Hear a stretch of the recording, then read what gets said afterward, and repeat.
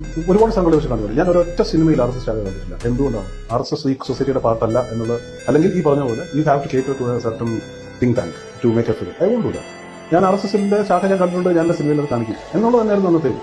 അതിനെ ഡിമോണൈസ് ചെയ്യാൻ നോക്കുമ്പോഴാണ്, റൈറ്റ് വിങ്ങിനെ, ഫാസിസത്തിനെ ഡിമോണൈസ് ചെയ്യാൻ നോക്കുമ്പോഴാണ് ഫാസിസം ശക്തി പ്രാപിക്കുന്നത്. When you start addressing them. ഇപ്പൊ ഇത്രയും കാലമായിട്ട് ഇവിടെ സിനിമ ഉണ്ടായി. 2012 ഇറങ്ങിയ ഈ തരത്തിലാണ് ശാഖ ആദ്യം കാണിച്ചു പറഞ്ഞത്. അത് ആരുടെ കുഴപ്പമാണ്?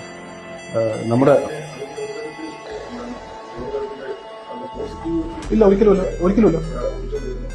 അല്ല, അതിന് ഫിയറിനെയാണ് അഡ്രസ് ചെയ്യുന്നത്. ആ ആളിന്റെ ഫിയർ കാണിക്കുന്നുണ്ട് അതിനകത്ത്. അയാൾ ഒരു ഇത് വരുമ്പോ, ശാഖ കാണുമ്പോൾ ആള് അതിന്റെ രണ്ട് ആസ്പെക്ട്സും കാണിക്കുന്നുണ്ട്.